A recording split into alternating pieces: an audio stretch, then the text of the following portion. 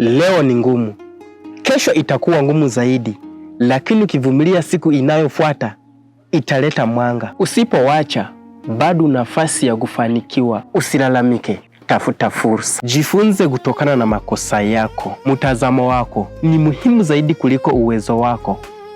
Kuanza kidogo ni jambo nzuri sana. Usiige wengine, ota ndoto kubwa. Wasaidie vijana na watu wanayoanza. Wateja wako wanafaa kuwa wa kwanza. Fursa hupatikana mahali ambapo watu wengi wanalalamika. Kiongozi anatakiwa kuwa mvumilivu na ustahimilivu mkubwa.